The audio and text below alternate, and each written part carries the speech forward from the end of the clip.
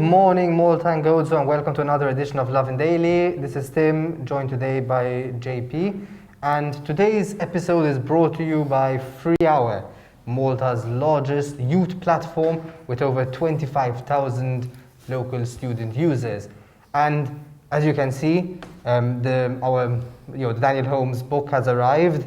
It's a tell-all tale about a man who spent several years in Malta's prison for growing a few cannabis plants at home, and after his release has now written a book with Love in Malta, From a Cage on a Rock in a Puddle. It's a tell-all tale about what life is really like at Cordine, and also about what happened in the circumstances leading up to his arrest. I mean, I've read some parts of it. It's written really well, and I think it's quite shocking to see what really goes on behind the scenes. Our headlines for today: UK approves COVID-19 vaccine that has been promised to Malta. Jurgen Fenix case delayed by another month. Maltese mother apologises to police after claiming officers beat up her son for not wearing a mask. Prison director says greatest danger faced by journalists is tripping over a step. And Debenhams Malta to stay open as brand prepares to shut down worldwide. Let's get into it. Yes, absolutely. So the most promising news in terms of the COVID-19 vaccine comes from the UK, where they've just approved the mass inoculation of UK residents with the new Pfizer vaccine. So big news, UK is the first Western country to approve this mass inoculation and start distributing the vaccine as early as next week to all its residents, which marks a new chapter in this whole COVID-19 pandemic. Hopefully, projecting an upward trend and now finally moving away from the pandemic and finally, curing people. It's a pretty big deal, obviously, because expectations were that we will get a vaccine by the beginning of next year, but it seems now that we'll be getting a vaccine, or at least in the UK, before Christmas. The UK has just obviously come out of a 4-week lockdown, so they're looking forward as well to getting the vaccine. And it also is good news for Malta, because the vaccine that they're getting, the Pfizer one, is the one that's also promised to Malta. And we currently have secured 500,000 doses of the vaccine, which means soon enough, hopefully, we'll see the vaccine come to our shores, and beginning of next year, people will start getting vaccinated here, and we can move away from the COVID-19 pandemic. Yes, I mean, obviously this is the same vaccine that has been promised to Malta. We've been promised 500,000 doses to inoculate 250,000 people of this, and hopefully this is the start of a recovery. Moving on, Jurgen Fenix case has been delayed by another month. The case continued yesterday. 3 Europol forensic experts testified, and basically, they didn't even manage to complete the testimony. The Jurgen Fenix lawyers were grilling them over every tiny little detail, including asking them how they came to Malta, by plane, obviously. And at one point there was a bit of a mishap. It turned out that one of the reports contained the serial number of another hard drive, and obviously there was a bit of a brouhaha in a court. And anyway, legal shenanigans mean that this case has been put off until January, which is ridiculous, seeing that it's been over a year since he was arrested, and we're still on the evidence collection phase. Yep, and tomorrow, former Prime Minister Joseph Muscat will be testifying in the public inquiry. So some pretty big news. I think it's his first time testifying, and we'll see what results from that. Moving on to our third story. A Maltese mother has apologized to the police after claiming officers beat up her son for not wearing a mask. Now, obviously, it was quite a shocking story that came out earlier this week of a mother taking to Facebook saying that her son was beaten up by police officers in Portugal for not wearing a mask. It made headline news across the country. People were shocked to hear this act of police brutality. However, the mother has since apologized to police for telling an incorrect version of events.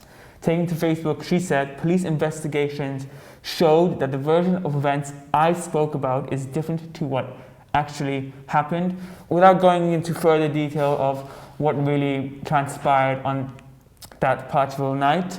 The Maltese Police Association has since said it appreciates her apology and that the publishing of incorrect allegations damages the morale of police officers. Obviously, this year has been quite a year when it comes to police brutality. It's been the forefront of a lot of people's minds and quite a volatile subject. So seeing this happen in Malta was quite shocking, but it seems obviously that we don't know the full version of events, what actually happened, but it's good to see that the police and the mother have reconciled. What do you think, Tim?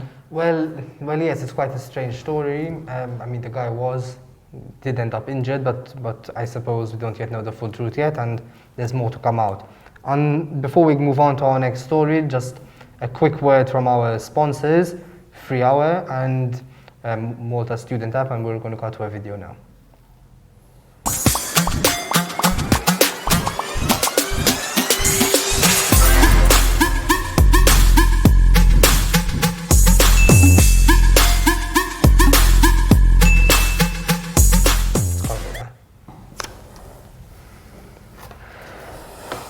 Welcome back. So, next story is Malta's prison director gave an interview to L'Erba Fost il-Ġimgħa yesterday, Colonel Alex Dalli, and he was his usual brash self, speaking about what goes on inside the prison. And at one point, Mark Lawrence Zamid asked him about this infamous alleged punishment chair, which apparently, according to some reports, is used to restrain prisoners or to punish prisoners. And he's saying, this is a lie, was what you're referring to is probably a means to restrain, was probably a means to restrain a violent prisoner for his own safety. And then he turned on to Mark and said, have you ever faced a violent man 3 times your size coming at you with a bloody knife? The biggest danger you will ever face is probably tripping over a step or getting an electric shock while plugging your computer in, which is bizarre, obviously, for obvious reasons that don't even need to be spelled out. But anyway, for those who mightn't know, a journalist was actually assassinated 3 years ago in Malta, and justice has not yet been done. People have been charged, but no one has actually been convicted yet. And probably some people who were involved in the murder as well are still out on the street. So a bit of a bizarre statement. Yeah, everyone wants to look into the 4 walls of Cordian prison.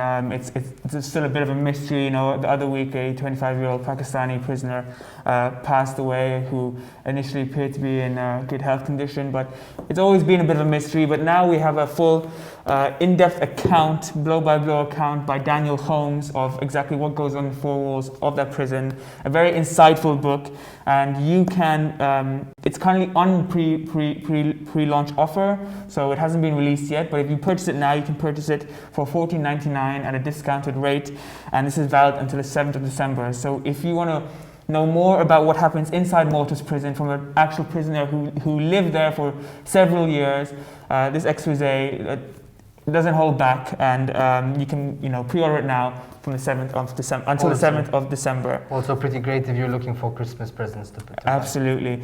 Moving to our last story, and a bit of a good note actually after what's been a dramatic week. Debenhams Malta will stay open as brand prepares to shut down worldwide. So in the grand scheme of things, Debenhams, like a lot of companies that towards the end of the year have been making cuts and are put 12,000 jobs at risk, making 12,000 people redundant. But not in Malta, thankfully. So the department store will stay open. The United Group director, Simon Baldacchino, told Lovin Malta that in fact Debenhams in Malta is operated independently from the UK under a franchise agreement and has done so for the past decade. So thankfully the department store will still remain in Malta. People won't lose their jobs here. And again, you mentioned Christmas presents. It's a great place to go for your Christmas shopping. Thankfully you won't see any of those employees losing their jobs this festive season.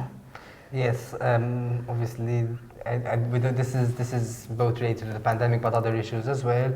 But we don't want people to as much as possible, remember that every job is a person, every job is a family, and It's as much as possible. It's great to see that more people aren't ending up unemployed.